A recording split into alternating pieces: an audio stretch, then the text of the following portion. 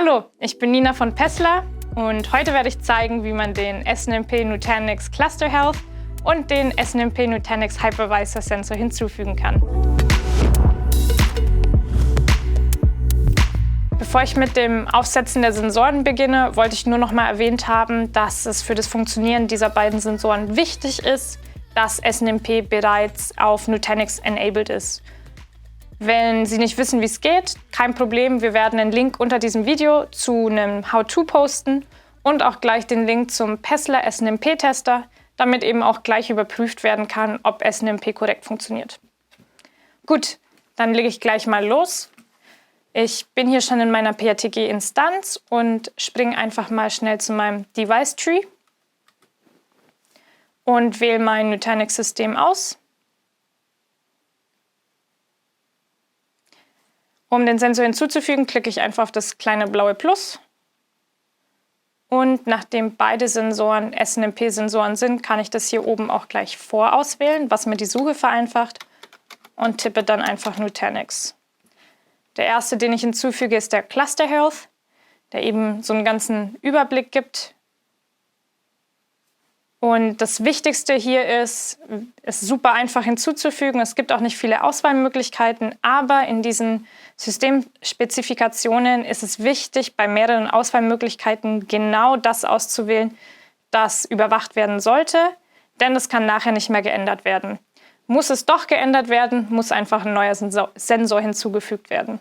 Bei mir ist es einfach, ich habe nur eine Auswahlmöglichkeit und kann dann den Sensor auch gleich hinzufügen.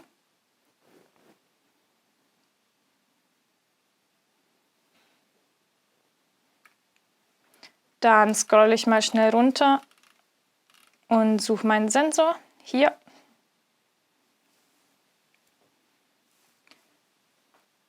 Und zwinge ihn auch gleich mal dazu, die ersten Daten zu ziehen. Und wir sollten auch gleich sehen, wie die ersten Kanäle hinzugefügt werden. Und er auch gleich auf grün springt, was mich natürlich freut. Wie eben schon erwähnt, man kriegt erstmal so einen ganzen Status-Overview. Und dann aber auch Informationen zum In- und Output der Bandbreite, der Latenz und der Operationen. Nachdem das jetzt so schnell und einfach geklappt hat, können wir gleich den zweiten Sensor hinzufügen. Dafür springe ich wieder auf mein gleiches Nutanix-System, sage wieder Sensor hinzufügen, wähle wieder SNMP aus und suche auch wieder nach Nutanix und wähle diesmal den zweiten Sensor.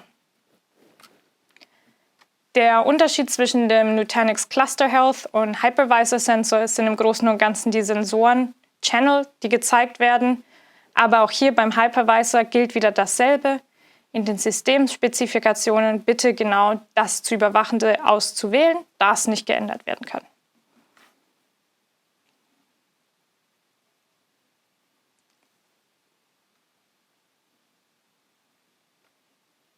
So, dann suche ich auch gleich mal wieder meinen Sensor, den wir hier unten in der Liste finden.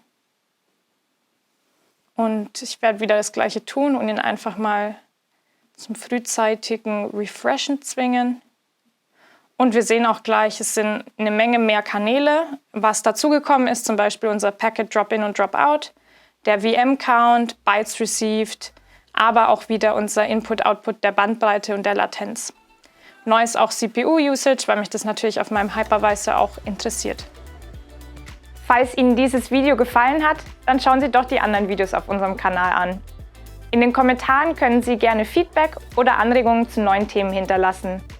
Und falls es noch Fragen gibt, können Sie uns jederzeit unter support@pessler.com kontaktieren.